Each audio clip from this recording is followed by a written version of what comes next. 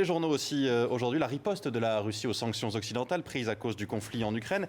On va en parler avec notre invité en ligne, en direct sur iTélé. Bonjour Xavier Belin, vous êtes le Bonjour. président de la FNSEA, le principal syndicat d'agriculteurs.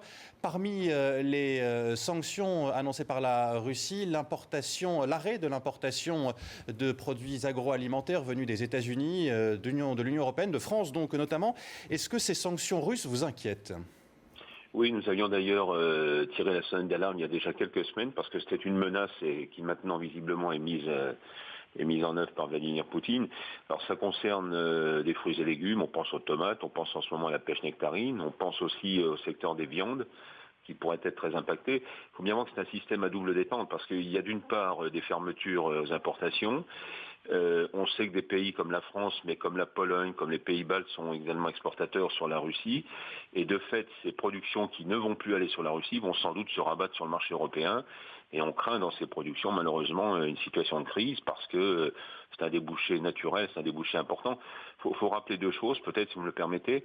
D'abord, la Russie est exportatrice de céréales essentiellement, mais elle est importatrice et fortement importatrice justement sur ses produits transformés, viande, lait, produits laitiers, mais également, vous le disiez, vous le rappeliez, des fruits et légumes notamment.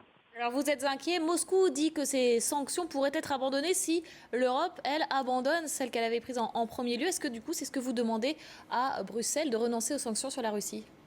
Non, je crois qu'il y a deux choses. D'abord, on est habitué avec Moscou à des prises de position, souvent d'ailleurs au titre de mesures sanitaires de protection, ce qui est un argument souvent utilisé par l'administration russe. Nous contestons évidemment ces aspects sanitaires. On sait qu'en Europe en particulier, la qualité sanitaire est toujours au rendez-vous. Mais il y a deux aspects qui me rendent malgré tout quelque peu un peu confiant et optimiste. C'est que la Russie est membre de l'OMC, l'Organisation mondiale du commerce, et donc je pense qu'elle s'exposerait aussi à des sanctions à son tour si elle empêchait un certain nombre de produits de pénétrer son marché. Et puis deuxième chose, n'oublions pas quand même que l'hiver est très long en Russie. Je n'imagine pas que demain, Vladimir Poutine tente une manœuvre qui viserait notamment à priver son propre peuple, pour qui aujourd'hui... le peuple russe qui soutient l'action de Vladimir Poutine pourrait finalement se retourner contre lui si malheureusement les rayons étaient vides de certains produits. On pense notamment aux produits viande plus particulièrement. Xavier Belin, il nous reste un peu de temps. Un mot sur les conséquences néfastes de la météo en France, très pluvieuse cet été. Oui. Parmi elles, la mauvaise qualité du blé, est-ce que cela vous inquiète aussi ? C'est toujours préoccupant parce que la France, là aussi sur la scène internationale, a une renommée, elle a une qualité à défendre. Les marchés aujourd'hui sont assez difficiles. Il se trouve qu'on a une récolte mondiale qui est plutôt de bonne facture un peu partout dans le monde.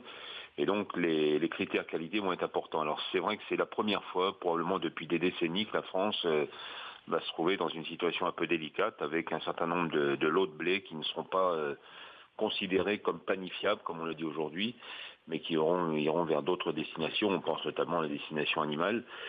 C'est pas très réjouissant parce que c'est de la perte de valeur pour les agriculteurs, mais c'est aussi pour nos propres marchés extérieurs une image qu'il faut défendre et qui sera un peu difficile à défendre cette année. Du coup, Xavier Belin, cela veut dire que la France va devoir importer du blé pour la panification notamment ?